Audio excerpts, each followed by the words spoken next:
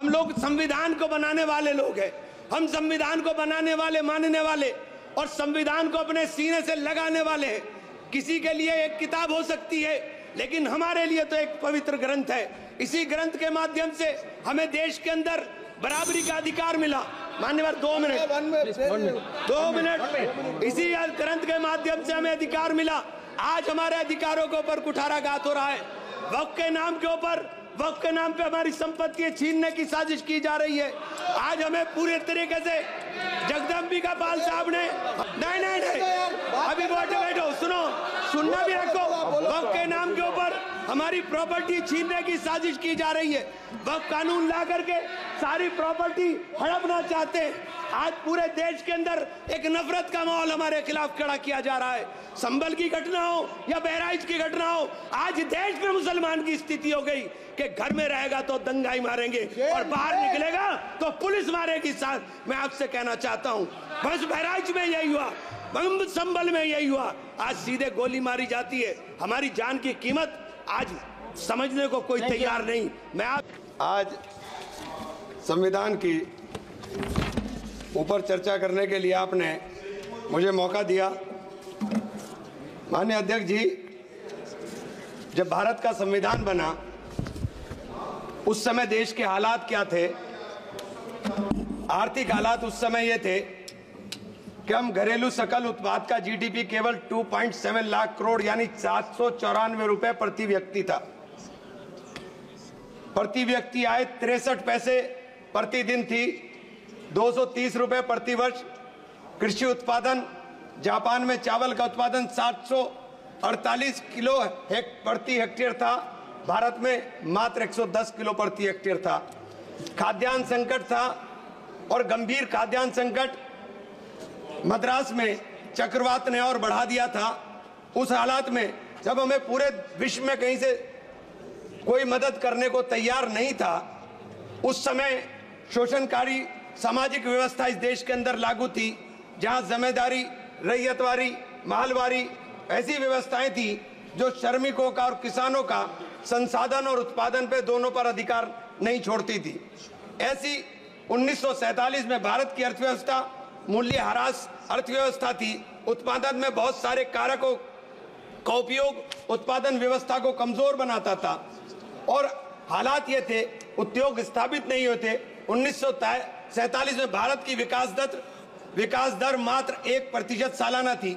सीमित जीवन की संभावनाएं देश के अंदर थी। प्रति कुल मृत्यु दर प्रति 18 प्रति हजार थी और शिशु मृत्यु दर 218 प्रति हजार, यानी 1000 बच्चों में से 218 बच्चे जन्म लेते ही मर जाते थे। न्यूनतम श्रम मूल्य था। मान्यवर, मैं ये बातें आपको इसलिए याद दिला रहा हूं, और देश का विभाजन हो रहा था, चारों तरफ नफरत का माहौल था, लेकिन उस वक्त भी अहिंसा की बात, प्रेम की बात और भारत के धर्मनिरपेक्ष स्वरूप की बात करने का काम संविधान सभा में हो रहा था। ये बातें मैं इसलिए याद दिला रहा हूं कि 70 साल में हमने क्या किया। मैं आप जो यहाँ खड़े हो, ये पंडित जवाहरलाल नेहरू की नीतियां थी कि हम देश को यहाँ लेकर के आए। पंडित जवाहरलाल नेहरू की नीतियां थी कि देश के अंदर इतने संसाधनों का विकास हुआ। ये बातें मैंने आपको इसलिए बताई कि बार बार कहा जाता है कि उनका योगदान क्या था। ये उनका योगदान था, ये उनका ही ब्लूप्रिंट था कि हमने देश के अंदर हरित क्रांति लाए। देश के अंदर हमने किसानों को आगे बढ़ाने के लिए, औद्योगों को आगे बढ़ाने के लिए, लोगों को रोजगार देने के लिए एक नया ब्लूप्रिंट तैयार किया। नहरें बनाई, बागड़ा नागल डैम बनाया, वो तमाम चीजें सिंचाई की व्यवस्था की, और ये उस हालात में थी जबकि हमारी आर्थिक स्थिति देश की बहुत कमजोर थी। मान्यवर, इस संविधान को जब बनाया गया तो संविधान को प्रस्तुत करते हुए बाबा साहेब भीमराव अम्बेडकर ने कहा था कि ये एक सामाजिक परिवर्तन का माध्यम है। उनकी दृष्टि में केवल कानूनी दस्तावेज नहीं बल्कि एक नैतिक प्रतिज्ञा है जो में न्याय, समानता, स्वतंत्रता, बंधुत्व के सिद्धांत से जोड़ती है। आज इस पवित्र ग्रंथ के संरक्षक के रूप में हमें अपने इन आदर्शों के प्रति अपने संकल्प को दोहराना चाहिए। 26 नवंबर 1949 को संविधान सभा में अपनी अंतिम भाषण के अंदर जब उन्होंने इसको प्रस्तुत करते हुए कहा, यह कांग्रेस पार्टी का अनुशासन ही का परिणाम था कि प्रारूप समिति के प्रत्येक अनुच्छेद और संशोधन की नियति के प्रति आश्वस्त होकर उसे सभा में प्रस्तुत कर सकी। इसलिए इस सभा में संविधान प्रारूप संविधान के सुगमता के पारित हो जाने का सारा श्रेय कांग्रेस पार्टी को जाता है। हम लोग संविधान को बनाने वाले लोग हैं, हम संविधान को बनाने वाले, मानने वाले और संविधान को अपने सीने से लगाने वाले हैं। किसी के लिए एक किताब हो सकती है, लेकिन हमारे लिए तो एक पवित्र ग्रंथ है। इसी ग्रंथ के माध्यम से हमें देश के अंदर बराबरी का अधिकार मिला। मान्यवर 2 मिनट, इसी ग्रंथ के माध्यम से हमें अधिकार मिला। आज हमारे अधिकारों के ऊपर कुठाराघात हो रहा है। वक्फ के नाम के ऊपर, वक्फ के नाम पे हमारी संपत्तियां छीनने की साजिश की जा रही है। आज हमें पूरे तरीके से जगदम्बिका पाल साहब ने हमारे माननीय नहीं अभी बैठो, सुनो, सुनना भी रखो। वक्फ के नाम के ऊपर हमारी प्रॉपर्टी छीनने की साजिश की जा रही है। वक्फ कानून ला करके सारी प्रॉपर्टी हड़पना चाहते हैं।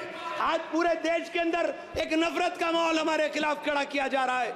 संभल की घटना हो या बहराइच की घटना हो, आज देश में मुसलमान की स्थिति हो गई कि घर में रहेगा तो दंगाई मारेंगे और बाहर निकलेगा तो पुलिस मारेगी। साथ मैं आपसे कहना चाहता हूँ, बस बहराइच में यही हुआ, संभल में यही हुआ। आज सीधे गोली मारी जाती है। हमारी जान की कीमत आज समझने को कोई तैयार नहीं। मैं आपसे कहना चाहता हूं मान्यवर कि आज जिस प्रकार से इन तमाम संवैधानिक संस्थाओं का दुरुपयोग हो रहा है, एक सबसे बड़ा उदाहरण मनोज परमार नाम का आदमी जो कारोबारी था, उसके बच्चों ने राहुल जी को उनकी यात्रा के अंदर भारत जोड़ो यात्रा में गुल्लक दी।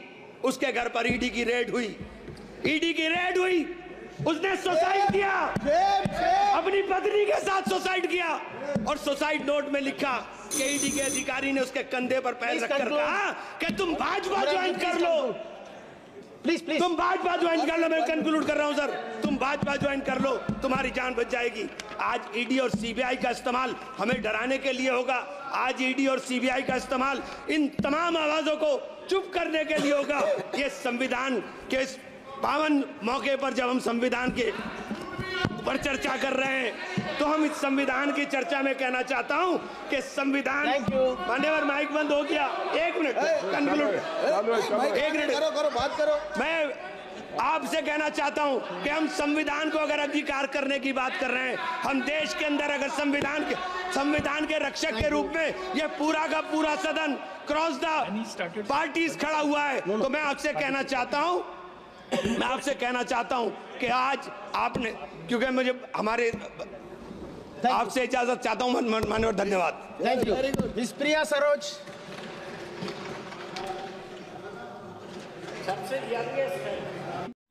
আল তামার রেস্টুরেন্ট এবার নিবড়াই সম্পূর্ণ শীততাপ নিয়ন্ত্রিত অত্যাধুনিক সুসজ্জিত রেস্টুরেন্ট। এখানে থাকছে আরাবিয়ান মান্ডিতে বসে লাঞ্চ এবং ডিনারের সুযোগ। বিভিন্ন ধরনের খাবারের পসরা নিয়ে হাজির আল তামার রেস্টুরেন্ট। যে কোনো অনুষ্ঠানের জন্য বুক করতে পারেন, থাকছে কনফারেন্সের সুবিধা। আমাদের ঠিকানা নিবড়া হারুন মার্কেট, ডোমজুর। যোগাযোগ করুন 9123608838। আরাবিয়ান মান্ডির স্বাদ গ্রহণ করতে হলে আপনাকে আসতেই হবে আমাদের রেস্টুরেন্টে। তাহলে আর দেরি কেন, আজই আসুন আল তামার রেস্টুরেন্টে।